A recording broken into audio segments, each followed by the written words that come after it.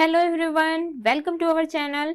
इस वीडियो में हम कक्षा 6वीं के सामाजिक विज्ञान विषय के इतिहास के अध्याय 5 महाजनपद काल के प्रश्नों के उत्तर जानेंगे। उससे पहले अगर आपने हमारे चैनल को अभी तक सब्सक्राइब नहीं किया है तो जल्दी से सब्सक्राइब कर लीजिए और इस वीडियो को लाइक कर अपने दोस्तों को शेयर करना बिल्कुल ना भूलें। तो चलिए शुरू करते हैं। सबसे पहले हम पाठ के मध्य में दिए गए प्रश्नोत्तर को करेंगे। तो इसमें सबसे पहला प्रश्न है, जनपद किसे कहते हैं? इसका उत्तर है, जन के लोग जिस क्षेत्र में निवास करते थे उनको जनपद कहा जाने लगा, जैसे कुरु जनपद, पांचाल, सुरसेन जनपद आदि।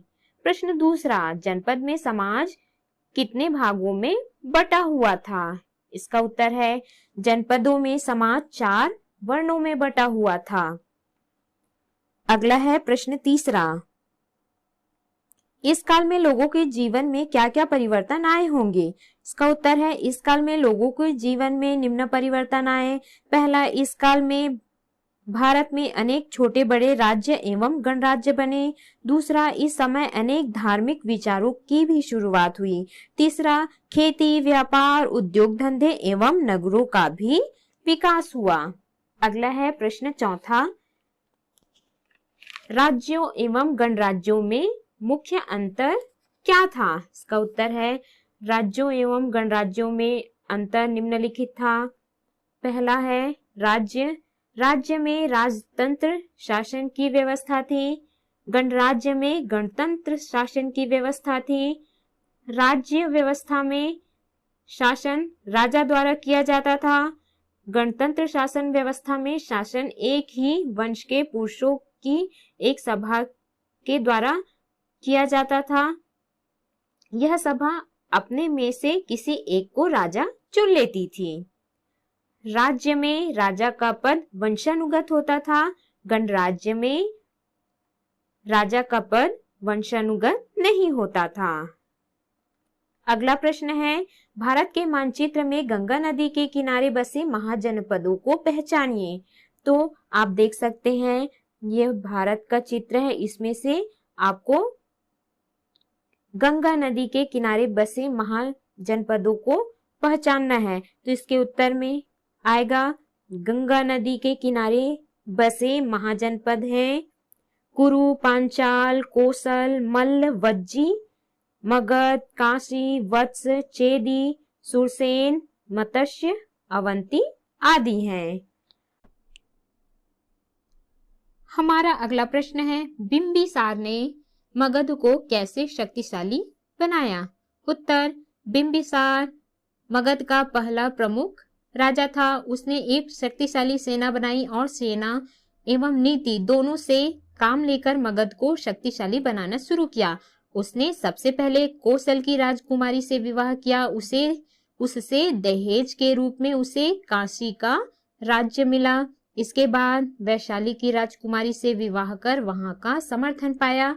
उसने दूर के जनपदों से मित्रतापूर्ण संबंध रखे, लेकिन अपने पड़ोसी जनपद अंग पर चढ़ाई करके उसकी राजधानी चंपा पर अधिकार कर लिया। इस प्रकार शक्तिशाली राज्यों के साम्राज्य विस्तार किया। अगला प्रश्न है, बिंबिसार अपनी प्रजा से कर क्यों लेता था? इसका उत्तर है, बिंबिसार अपनी प्रजा से कर इसलिए लेता था ताकि उन करों से सेना, कर्मचारी एवं राजा का खर्च चलता रहे। अगला है प्रश्न, मगध की प्राकृतिक संपदा का उसके विकास में क्या योगदान था? इसका उत्तर है, मगध की प्राकृतिक संपदा का उसके विकास में काफी योगदान रहा। मगध की भूमि बहुत उपजाऊ थी, इससे कृषि उपज अच्छी होने लगी। इसके दक्षिण क्षेत्र में लोहा प्रचुर मात्रा में मिलता था, इससे औजार और हथियार बनाए जाने लगे। इस प्रकार प्राकृतिक संपदा ने मगध को शक्तिशाली बनाया। अगला है अभ्यास के प्रश्न। प्रश्न अ, रिक्त स्थानों की पूर्ति कीजिए। पहला, गणतंत्र में वास्तविक शासन एक ही, यहाँ पे है खाली स्थान, के लोगों के हाथ में रहता था, तो यहाँ पे खाली स्थान में आ जाएगा वंश। गणतंत्र में वास्तविक शासन एक ही वंश के लोगों के हाथ में रहता था। दूसरा है, महाजनपद काल में मगध की राजधानी क्या थी? तो इसका उत्तर है, यहाँ पे खाली स्थान में आ जाएगा उज्जैन। महाजनपद काल में मगध की राजधानी उज्जैन थी। तीसरा खाली स्थान है, प्राचीन भारत में कितने महाजनपद थे? इसका उत्तर है, प्राचीन भारत में 16 महाजनपद थे। चौथा है, महाजनपद काल में क्या कौन प्रसिद्ध गणराज्य था? तो इसका उत्तर है वज्जी। महाजनपद काल में वज्जी प्रसिद्ध गणराज्य था। अगला है प्रश्न ब, सही व गलत बताइए। पहला है, राजतंत्र में राजा का पद वंशानुगत नहीं होता था, यह गलत है। दूसरा है, गणराज्यों में राजा का पद वंशानुगत होता था, यह गलत है। तीसरा है, किसानों को अपनी उपज का एक भाग कर के रूप में देना पड़ता था, गलत है ये भी। चौथा है, सिकंदर ईरान का राजा था, यह गलत है। अगला है प्रश्न स, प्रश्नों के उत्तर दीजिए। इसमें सबसे पहला प्रश्न है, महाजनपद कितने वर्ष पहले को कहा गया है? इसका उत्तर है 544 ईसा पूर्व से 323 ईसा पूर्व तक के समय को महाजनपद काल कहा गया है। प्रश्न दूसरा है, घनानंद से प्रजा क्यों दुखी थी? इसका उत्तर है, घनानंद एक अत्याचारी, धन का लोभी और विलासी राजा था, इस कारण प्रजा उससे दुखी थी। प्रश्न तीसरा है, महाजनपद कैसे बने? इसका उत्तर है, कुछ शक्तिशाली जनपदों ने दूसरे जनपदों को जीत लिया, इन्हीं शक्तिशाली और बड़े जनपदों को महाजनपद कहा गया। उस समय की बातें बताने वाले ग्रंथों के अनुसार उन दिनों पूरे भारत में 16 महाजनपद थे, ये सभी महाजनपद प्रभावशाली थे। अगला है प्रश्न चौथा, महाजनपदों में नगरों का विकास कैसे हुआ? इसका उत्तर है, गांव के लोग मुख्य रूप से खेती एवं पशुपालन करते थे। जिन गांवों में उद्योग धंधे जैसे शिल्पकारी, कारीगरी, धातु कर्म, बढ़ईगिरी एवं व्यापारी अधिक हुए, वे गांव धीरे धीरे नगरों का रूप लेने लगे। इनमें से कई प्रसिद्ध नगर हुए, उज्जैन, मध्य प्रदेश, चंपा, वैशाली, राजगृह, बिहार आदि में ये महानगर कहलाते थे। अगला प्रश्न है, महाजनपदों में करों का क्या महत्व था? इसका उत्तर है, इस समय सभी लोगों को कर देना पड़ता था। किसानों को अपनी उपज का 6वां हिस्सा कर के रूप में देना पड़ता था। शिल्पकारों को अपनी बनाई वस्तु के रूप में कर देना पड़ता था। व्यापारियों को भी वस्तु एवं नगद रूप में कर देना पड़ता था।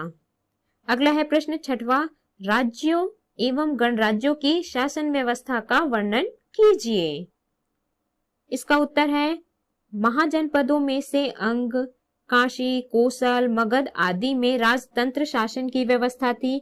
इस व्यवस्था में शासन राजा द्वारा किया जाता था।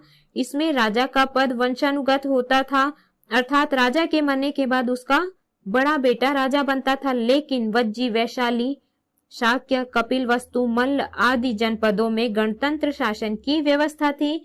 गणतंत्र शासन व्यवस्था में शासन एक ही वंश के पुरुषों की एक सभा के द्वारा किया जाता था। यह सभा अपने सदस्यों में से किसी एक को कुछ समय के लिए राजा भी चुन लेती थी। राजा का यह पद वंशानुगत नहीं होता था। गणतंत्र शासन की यह व्यवस्था कुछ छोटे गणतंत्रों में बहुत लंबे समय तक चलती रही, मगर वज्जी जैसे कुछ महत्वपूर्ण गणराज्यों का अंत भी मगध जैसे शक्तिशाली राज्यों के साम्राज्य विस्तार की नीति के कारण हो गया। अगला है प्रश्न 7वां, मगध को शक्तिशाली बनाने में बिंबिसार का क्या योगदान था? इसका उत्तर है, बिंबिसार मगध का पहला प्रमुख राजा था। उसने एक शक्तिशाली सेना बनाई और सेना एवं नीति दोनों से काम लेकर मगध को शक्तिशाली बनाना शुरू किया। उसने सबसे पहले कौशल की राजकुमारी से विवाह किया। उससे दहेज के रूप में उसे काशी का राज्य मिला। इसके बाद वैशाली की राजकुमारी से विवाह कर वहां का समर्थन पाया। उसने दूर के जनपदों से मित्रतापूर्ण संबंध रखे, लेकिन अपने पड़ोसी जनपद अंग पर चढ़ाई करके उसकी राजधानी चंपा पर अधिकार कर लिया। इस प्रकार शक्तिशाली राज्यों के साम्राज्य विस्तार किया।